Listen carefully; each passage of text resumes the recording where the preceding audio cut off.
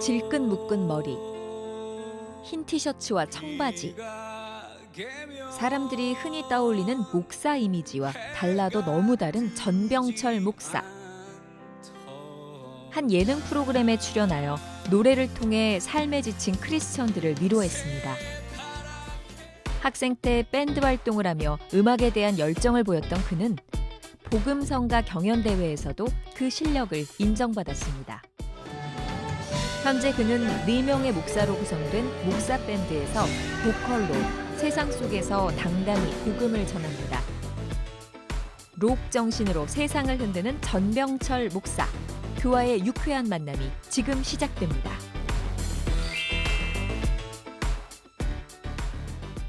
최근에 그 락밴드를 만들어서 홍대 근처에서 공연도 하고 하는 그런 락커로 산다고 해서 낮에는 교수, 밤에는 락커 해서 두 얼굴을 가진 전 교수로 알려졌습니다. 전 교수. 아니 그것도 신학대학 교수니까 이제 목사님이시잖아요.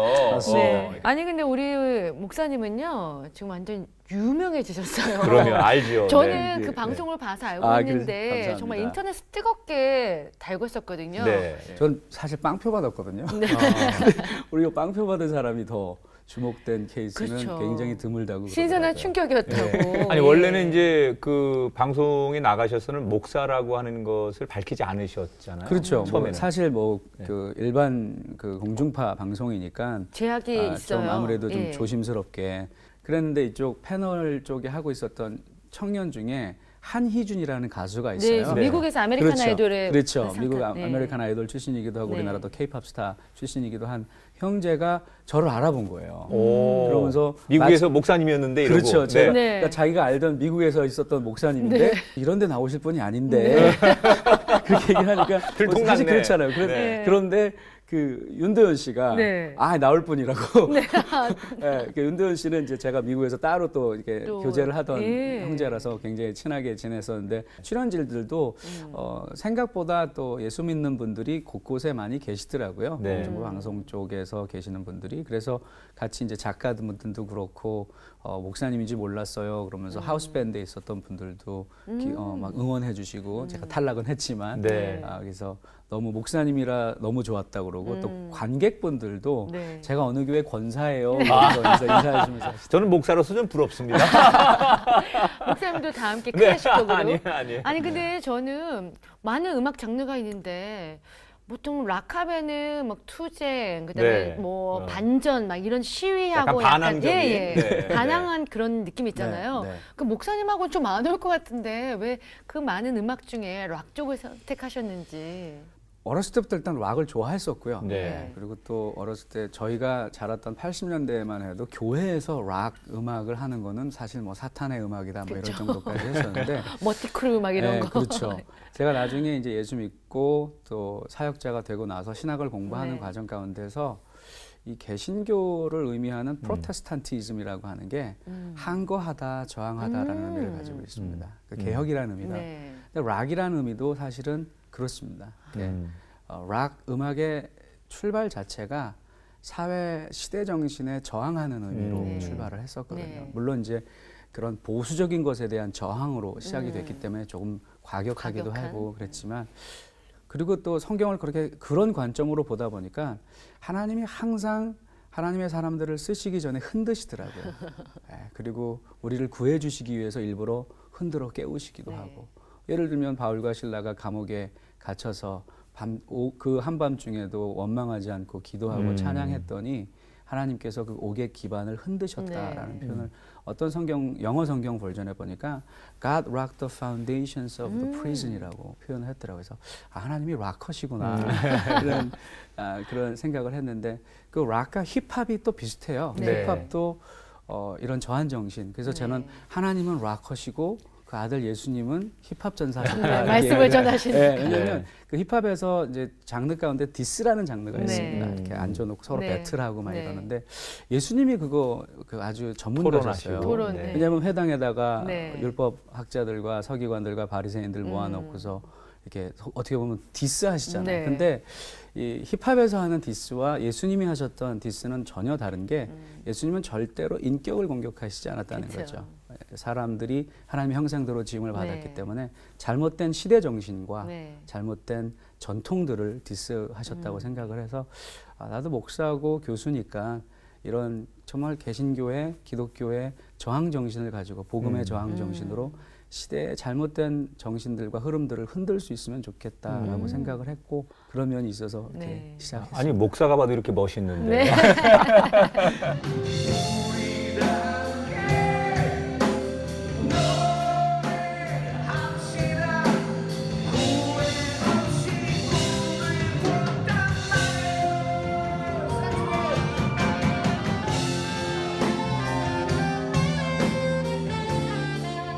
이제 저희가 목사 밴드를 하면서 되도록이면 복음성가는 하지 말자. 복음성가 가수들은 많이 있으니까. 그것도 마음에 든다. 네. 왜냐하면 또 우리가 교회에서 복음성가를 할 거면 교회에서 공연을 하지. 우리 세상과 어떻게 보면 소통하기 위해서 목사들이 밴드를 만든 거라면 복음적인 메시지를 가지고 있다면 가요 가운데 좋은 곡들을 좀 차용할 수 있으면 좋겠다. 그들도 알고 있는 그 걱정 말아요라는 그 노래가 네, 전인권 씨 가요지만 노래죠. 그렇죠. 네. 가요지만 많은 사람들에게 예수 믿는 사람들에게도 위로가 좀 되더라고요. 네. 그래서 그 노래를 부르고 마지막 부분에서 이제 끝을 늘리고요. 네.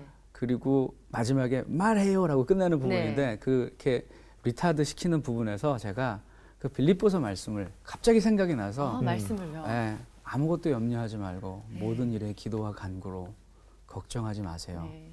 하나님께 맡기세요.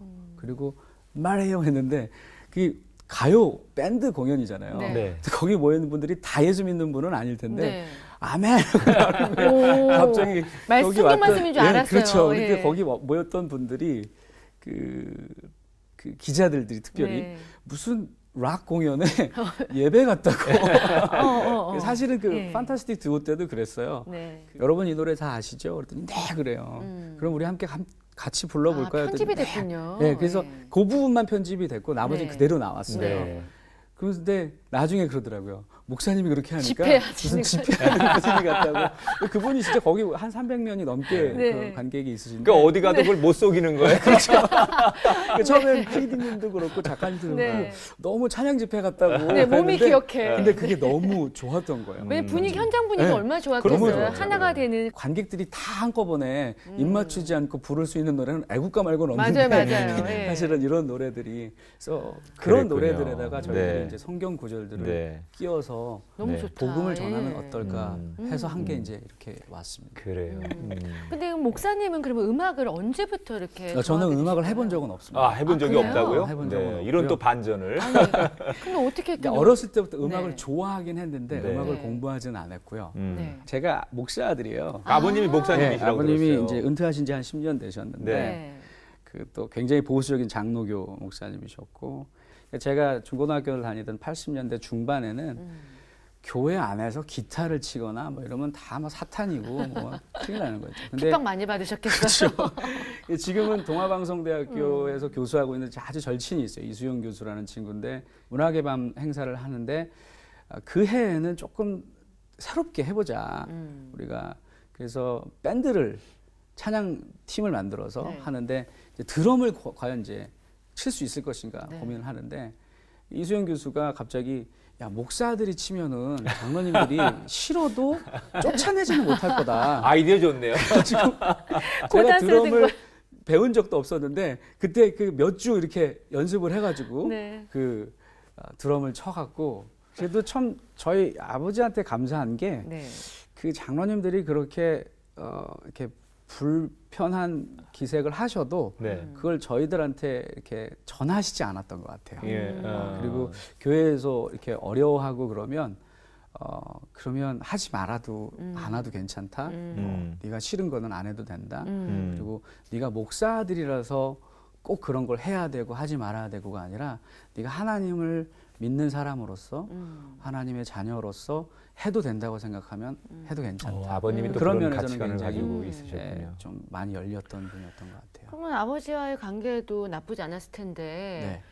갑자기 또 미국으로 가게 되셨어요. 아버지하고 네. 관계는 늘 좋았어요. 늘 네. 좋았고 대학을 떨어졌어요, 제가. 네. 네. 예, 그 중학교 때까지 공부를 되게 잘하다가 고등학교를 좀 독특한 데를 갔었는데 그 매달 시험을 보고 나면 이제 벽보에다가 붙여요. 1등부터 등수를 100등까지. 붙이는군요. 그렇죠. 네. 근데 제가 중학교 때까지는 전교 10등 밖으로 나가 본 적이 없었던 것 같은데 네. 고등학교는 1학년 때 네. 그 공부를 포기하게 된 계기가 그건데 한 번도 100등 안에 못 들어갔어요. 그러니까 전국에서 수재들이 몰리니까 아, 외고 가셨군요. 어떻게 또 뭐 듣기만 하고 하시. 네. 예, 그 당시에 이제 저희가 외고 1세대입니다. 너무 공부하는 게 힘들고 싫어가지고 그러다가 고등학교 2학년 때일 거예요. 2학년 때 대학가요제라는 프로그램을 네. 보는데 그 지금은 고인이 되신 그 신해철 씨라고 하는 분이 네. 보컬로 무한궤도. 있었던 무한궤도가 네. 나오는 걸 보면서 아, 나 저거 나가고 싶다. 어. 음악을 너무 하고 싶다라는 생각을 했는데 제 주변의 친구들이 제가 다 대학을 안 갈 거라는 걸 알았거든요. 너 저거 나가려면 대학을 가야 된다고. 그래가지고 그때부터 부랴부랴 공부를 시작하긴 했는데 어쨌든 거기 나가려고 공부하신 거예요? 오. 네, 그래서 가수가 되겠다고 대학을 가려고 1년만 준비를 하니 되겠어요. 그래서 안 대학을 됐죠. 떨어지고 아버지는 굉장히 이제 그 봉천동이라는 데서 목회를 하셨기 때문에 형편이 안 됐어요. 네. 그러니까 형편이 안 됐기 때문에 제가 유학을 갈 수 있었어요. 그러니까 아버지한테 보통 유학은 좀 어느 정도 경제적 여유가 있으신 분들이 가잖아요. 근데 그게 그냥 경제적인 여유가 없으니까 포기하신 거죠. 네. 그래서 제가 가겠다는 걸 말리시지도 못했고 네. 그러면 제가 재수를 하는데 비용을 다 대주실 수나 있는가? 네. 그것도 아니라면 그냥 이제 아버지는 해주실 만큼 다 해주셨으니까 또 최선을 다해서 또 제가 미국에 유학 가 있는 동안도 최선을 다해서 많이 도와주셨고요. 네. 그래서 미국을 무조건 제가 갔어요. 네. 갔는데 미국에서 소위 내가 배웠던 신앙과 다른 신앙 세계가 있다라는 걸 알게 됐죠. 어떤 그러니까 이제 아무튼 그 교회가 굉장히 많이 싸우더라고요. 이민교회는 좀 그런 예. 것도 있고 아무튼 여러 가지 가장 민감한 18, 19살 때 그러니까 아버지가 담임 목사하던 교회에서 다닐 때는 보지 못했고 경험하지 못했던 그런 갈등들 그리고 또 신학적인 고민들 뭐 그런 것들을 좀 일찍 시작했던 것 같아요. 그래서 그 중에 한 에피소드는 제가 이제 돈이 없었으니까 이제 신문을 보고 신문 광고를 보고 어떤 교회가 한인 교회가 그 미국 교회를 빌려서 예배를 드리는데 그 미국 교회가 학교까지 갖고 있어도 굉장히 큰 건물이었는데 체육관도 있고 그거를 청소하는 용역이 있었어요. 네. 청소 용역을 제가 이제 저하고 같이 있던 형님이 그분도 유학생이었는데 따가지고 둘이서 같이 이제 한 달에 3,000불을 받기로 하고 네. 엄청난 돈이었어요. 지금도 3,000불이면 적지 않은 네. 액수인데 그래서 학비를 좀 할 수 있겠다 생각을 해서 충당하자. 예. 한 달 동안 열심히 청소를 했죠. 근데 그거 관리하던 한인 목사님이 우리가 그 교회에 안 나온다는 이유로 그 돈을 안 주시더라고요. 오. 그거는 있을 수 없는 일이잖아요. 그래서 네. 그때 이렇게 전 어린 마음에 굉장히 낙심해가지고 네. 목사 아들이 목사한테 상처받으시고. 사기를 당하는구나. 오. 그리고서는 그때 그 아버지한테 저는 기억이 안 나는 아버지가 네가 전화를 걸어서 교회를 이제 끊겠다고 그러더라. 통보하셨군요, 기가 막혀서 그냥. 무슨- 아빠는 이제 교회 네, 끊어요, 그렇죠. 이렇게. 무슨 술 끊는 것도 아니고 교회 끊는다는 얘기 그때 처음 들어보셨다고. 네.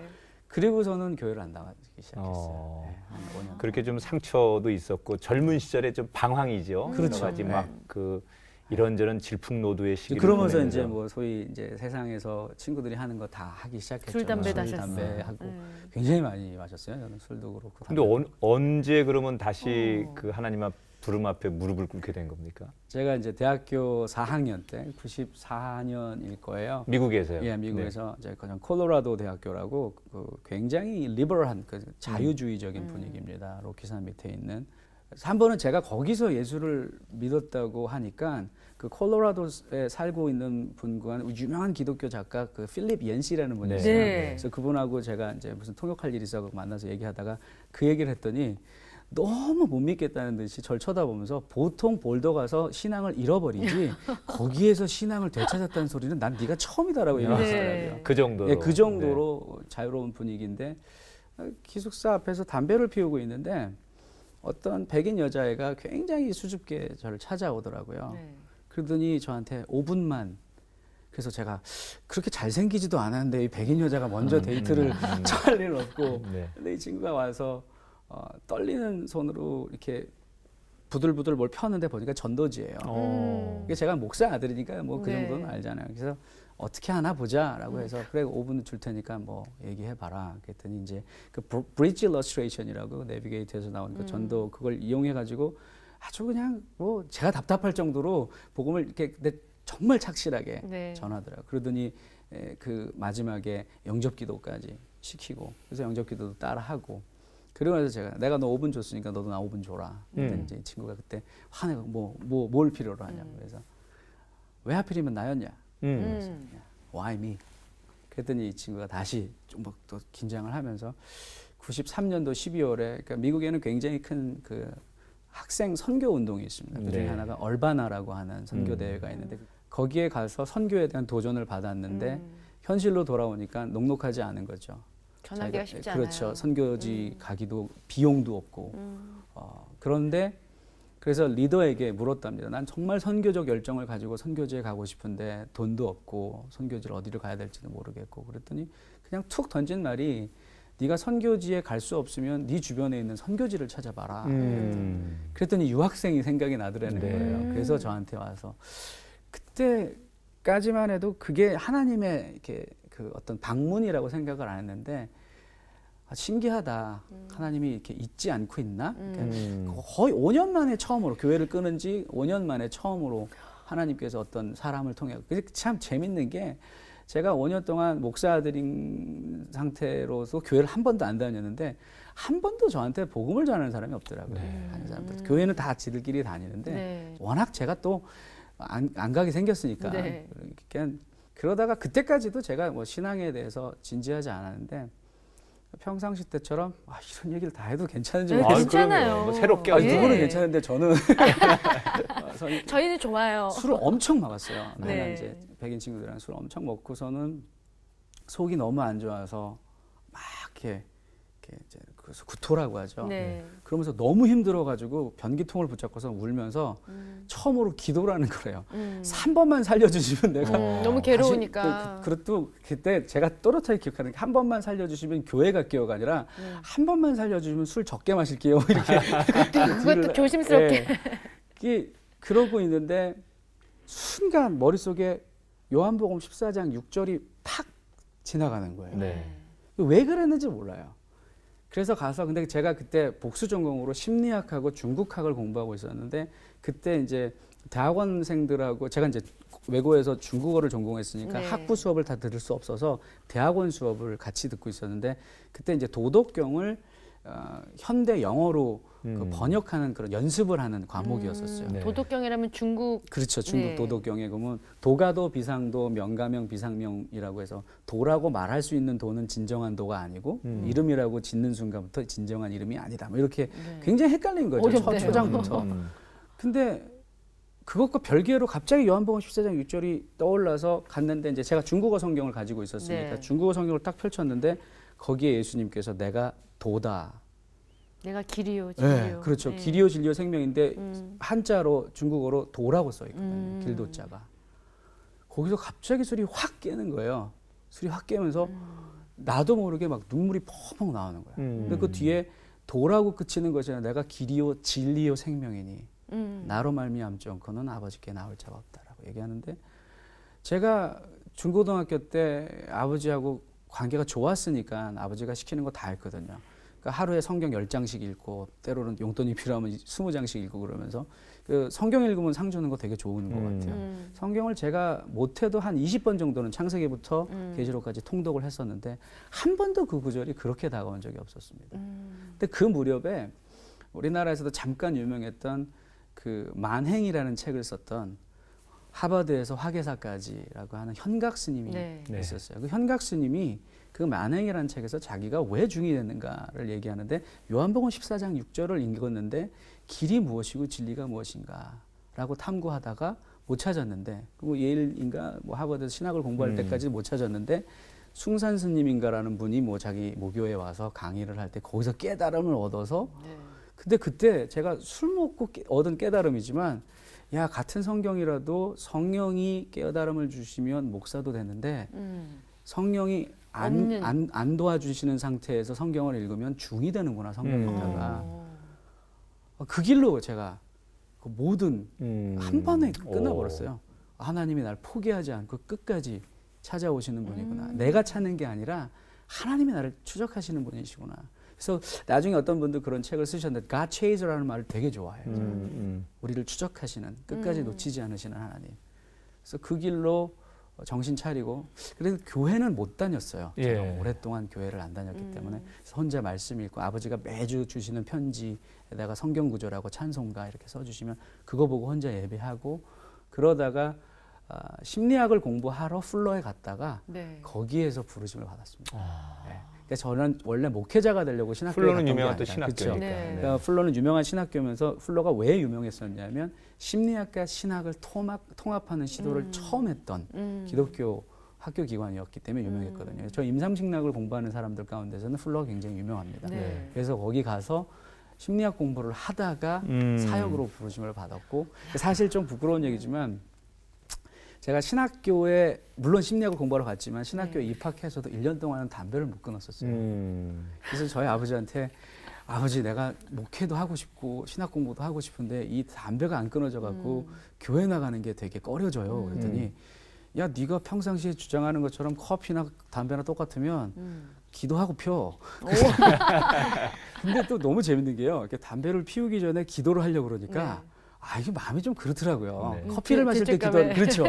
뭐 죄책감이라기보다도 이래도 되나? 예, 그렇죠. 어. 그래서 점점 줄이기 시작했고 끊기 위해서 기도원을 갔다 와서 하나님 이제 보시기에 민망하시죠? 그렇죠. 민망한 거죠. 예. 다른 건 몰라도 커피는. 그래서 제가 그래요. 요즘도 친구들이 교수님 성경에 담배는 없는데 왜 담배를 이렇게 금합니까? 그래서 담배가 좋은 거면 선물도 좀 하고 부모님한테 이거 담배 이거 새로 나온 건데 좋은 거니까 10만 원어치 선물도 하고 네가 사랑하는 사람에게 선물할 거 아니면 너한테도 하지 않는 게 좋다. 야, 지혜롭다. 그렇죠. 예. 그래서 저도 그때부터 이렇게 담배도 끊고 술도 끊고 그리고서 사역을 하게 됐습니다. 결국 주님의 그 관찰하심, 절대 놓지 않으심 때문에 회심하시고 그렇죠. 또 예. 이제 예. 목회자가 되셨어요. 그러게요. 예. 그렇게 하시면서 이제 안수를 받으셨잖아요. 네네, 목사 안수 받아요.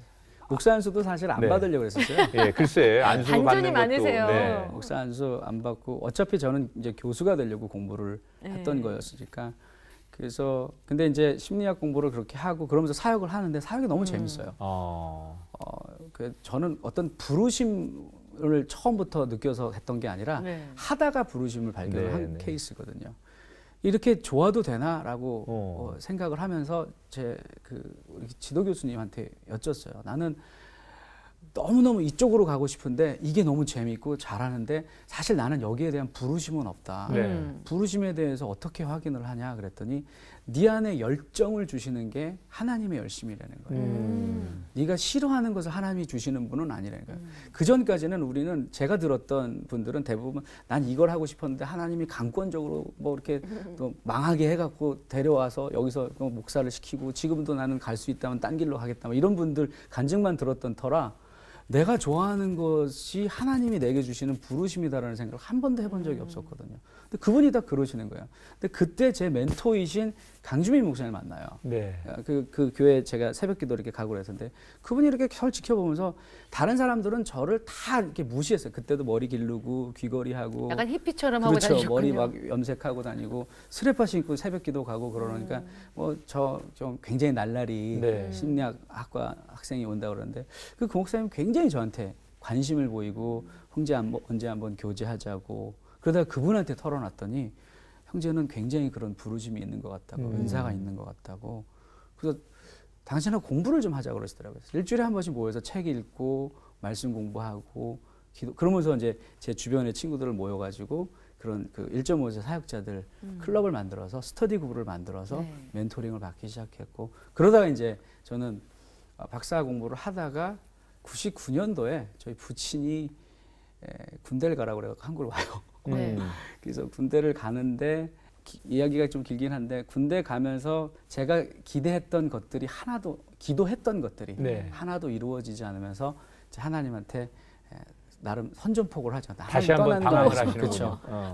나름의 하나님이 이렇게 나를 대하시면 나는 35살까지 박사를 마쳐야지 교수도 되고 영향력 있는 내 계획대로라면 그렇죠. 네. 그리고 또 하나님이 그걸 위해서 부르셨다고 생각을 했었으니까. 근데 현역 가죠. 전방 부대 배치받죠. 그러면서 처음에 군종병이 되고 싶었는데 군종병도 안 됐죠. 뭐 그런 과정 가운데서 하나님에게 오케이, 저는 그러면 하나님이 쓰시지 않겠다라고 하는 걸로 보고 저는 제 길 가겠습니다. 그렇다고 해서 신앙을 떠나는 건 아니지만 그렇게 군 생활을 정말 어렵게 끝내고 제대를 하고 미국에 돌아갈 준비. 왜냐하면 그때 영주권을 또 포기한 상태였기 때문에 미국에 가려면 다시 준비를 해야 되는 과정이었기 때문에 이제 심기일전해서 해야 되겠다라고 생각하고 있었는데 한동대학교라고 하는 기독교 대학교가 그때 이제 생긴 지 얼마 안 됐었을 때인데 제 후배가 거기서 교수를 하고 있다가 급하게 미국으로 돌아가야 되는데 자기 후임을 찾아야 된대요. 네. 그래서 저보고 선배 한번 지원해 보라고 해서 야 나는 전공도 다르고 거기다가 지금 학위도 없는데 무슨 교수 너처럼 학위가 있으면 모르지만 그랬더니 일단 원어민 수준으로 영어를 가르칠 수 있으면 된대요. 그래가지고 지원을 했는데 너무 급했던 것 같아요 그때. 네. 그래가지고 빨리빨리 서류가 프로세스 되고 면접을 하는 데 있어서 그 면접도 그 하면서 제가 학위가 없는 것 부분에 대해서는 문제를 좀 삼기도 했었지만 원어민 교수로 들어가는 거였기 때문에 그건 크게 문제가 되지 않는다고 해서 어쨌든 이제 교수로 임용이 되고 그게 이제 2001년도 8월인데 첫 개강하고 개강 예배를 드리잖아요. 네. 신임 교수들을 소개하는데 이번에 영어교육학과에 들어오신 전병철 교수 이렇게 소개하는데 갑자기 위에서 음성이 들리는 듯한 네. 네. 너가 지금 어디서 있니? 그러니까 3년 동안 군대 동안 소위 이제 제가 좀 원망하고 심한 표현으로 하는데. 그렇죠. 하나님이 침묵하셨던 네. 좀 우리 말라게, 젊은 영어로 말라게. 쌩까셨던 하나님이 갑자기 3년 만에 나타나셔서 너가 지금 어디서 있니? 대학교 강당이요. 너 몇 살이니? 32살이요. 너 35 전에 박사 받아야지 된다는데 너 박사도 없네? 근데 너 교수 됐네? 거기서 딱 멈추시고 하나님이 사라지시는 것 같아요. 근데 눈물이 나겠어요. 눈물 콧물이 와 그냥 어떻게- 그 자리에서 이제 그렇죠. 소개받는 자리. 그분이 하셨구나. 네, 그러고서는 이제 교수 사역을 시작하고 다시 이제 미국으로 돌아가서 안수를 받고 사역을 하면서 교수 사역을 병행했죠. 근데 뭐 목사 싫어, 교회 싫어 하고 선전포고했던 분이 그렇게 하나님을 다시 만나고 미국 돌아가셨으면 네. 더 많은 세계로 나갈 수 있잖아요. 더 다른 세계로. 근데 다시 한국으로 돌아오게 되신 한국을 선택하신 이유. 그것도 이제 하나님의 이끄심이라고 생각을 해요. 네. 이제 제가 저를 지금 한국에 또 파송해준 교회가 저는 아직도 테크니컬 뭐라 그러냐 기술적으로는 네.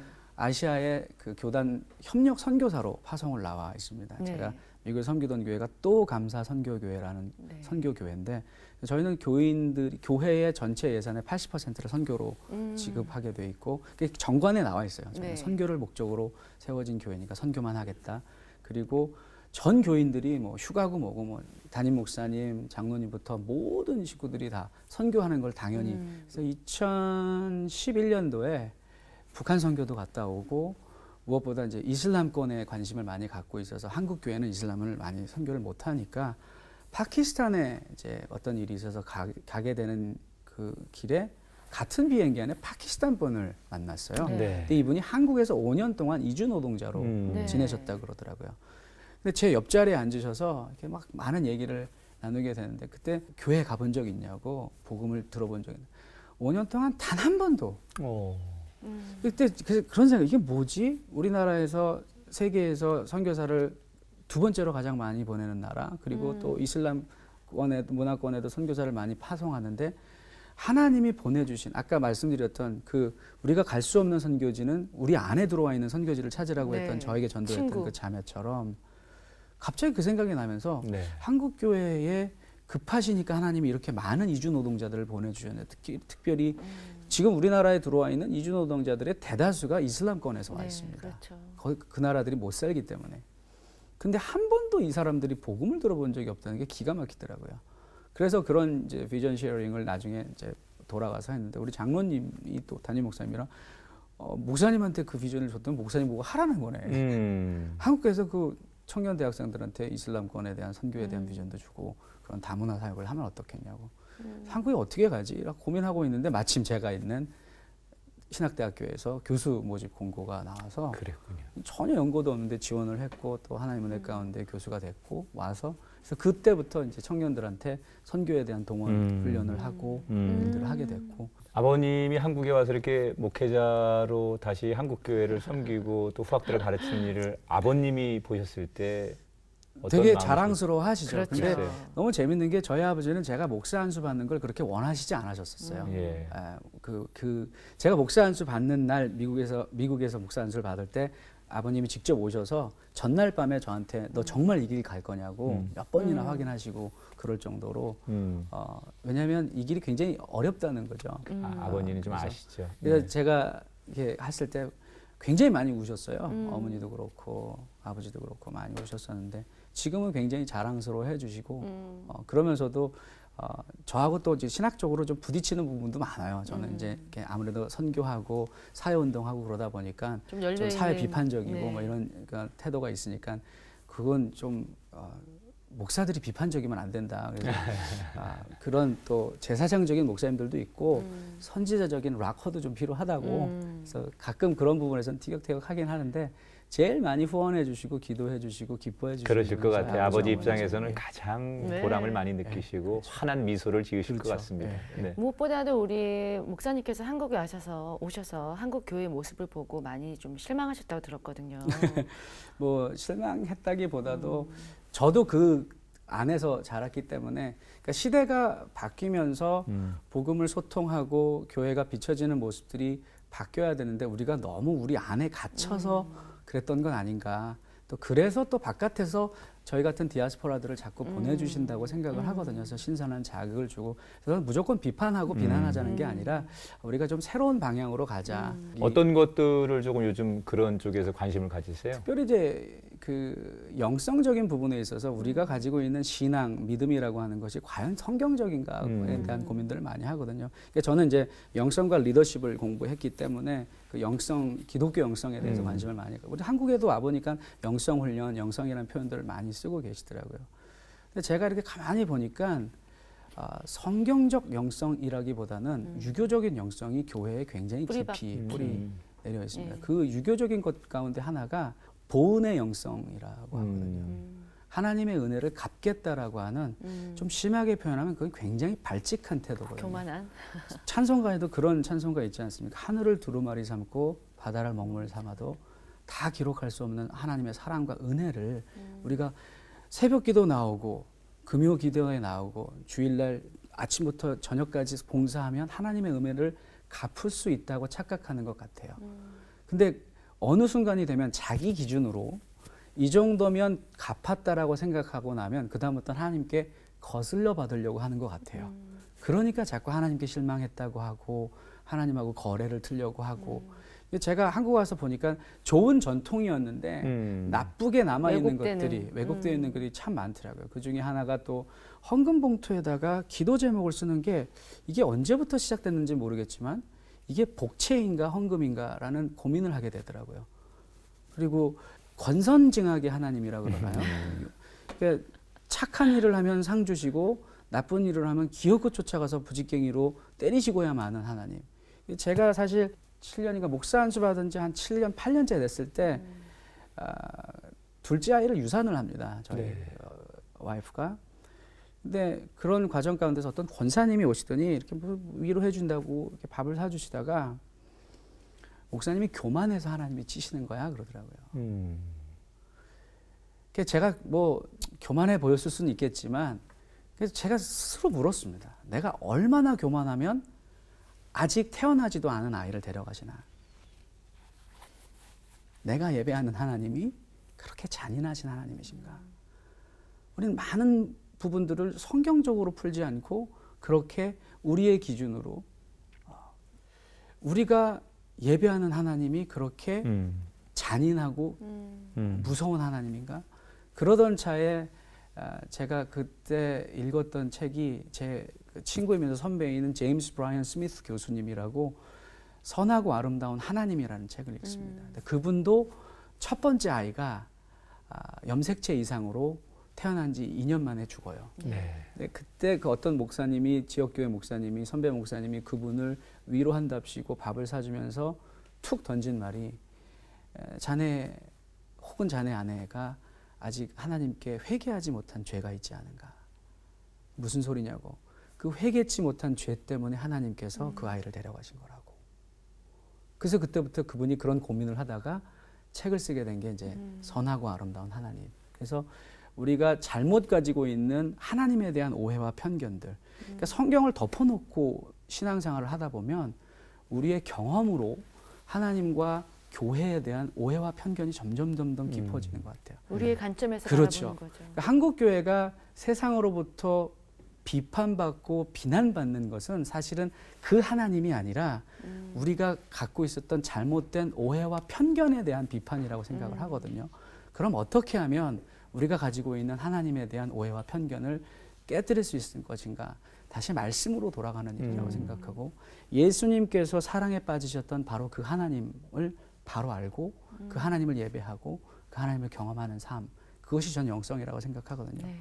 많은 문제점이나 또 지금 대안도 주셨는데 한국 교회나 우리가 가지고 있는 지금 과도기적인 이런 것들 네. 그런 것 딱 같습니다. 그때 또 개인의 삶을 통해서 우리 전 교수님을 하나님께서 청소년 때부터 그리고 지금의 이런 여러 가지 경험들을 통해서 오늘 이 자리에 세워서 그러니까 하나님이 놓치시는 게 없는 것 같아요, 진짜. 새롭게 하소를 통해서 얼마나 많은 분들이 이 그러게요. 방송을 시청하면서 완벽한 정말 이제 시나리오로. 새롭게 해주시는 네, 네. 고개를 끄덕이고 네. 또 네. 오늘 말씀을 들으면서 네. 아 그렇구나라고 맞아요. 자기를 막 또 무릎을 치는 일이. 네, 거울처럼 놓고 반성하시는 분도 생길 거고 이러면서 그러게요. 또 한국 교회가 네. 건강해질 거라고 그래서 생각합니다. 좀 네. 똑똑한 사람들만 간증하는 게 아니라 네. 아파하고 있는 사람들도 간증할 하나님께서 어떻게 여전히 포기하고 계시지 않은지에 대한 간증들이 굉장히 숨어 있다고 생각을 그래요. 하거든요. 네. 근데 우리는 계속해서 잘난 사람들, 세상하고 똑같은 사람들을 네. 존경하고 박수 쳐주고 칭찬하는데 새롭게 하소서처럼 저 같은 이런 어떻게 날라리도 나올 수 있는, 그래서 교회는 괜찮지 않아도 괜찮다라는 게 메시지인 것 같아요. 예수님 괜찮다. 근데 많은 경우들은 우리가 이 정도 돼야지 하나님께 나올 수 있을 것 같은데 우리가 하나님께 나올 수, 부족해도. 그렇죠. 네. 부족하니까 나오는 네. 거죠. 네. 무너진 우리의 심령들 또 교회들 이 땅을 회복하게 하는데 세울 수 있도록. 필요한 사람인데 그 중에 한 분이 우리 아유, 전 교수님이라는 너무 생각이 감사합니다. 들었고 같이 하시죠. 다양한 그런 하나님의 부르심 앞에 순종하는 저희가 되어서 교수님과 함께 정말 어깨 동무하고 하나님 앞에 갔으면 언제든지 좋겠습니다. 저도 어깨를 빌려드리지만 네. 저도 또 우리 목사님과 집사님의 어깨를 좀 네. 함께 네. 빌릴 수 있는 그런 아름다운 어깨 동무가 오늘 됐으면 너무나 좋겠습니다. 감동적이었고 네. 고마운 감사합니다. 시간이었습니다. 저희 건강하십시오. 또 응원하겠습니다. 너무 고맙습니다. 함께해 네. 주셔서 감사합니다. 불러줘서 감사합니다.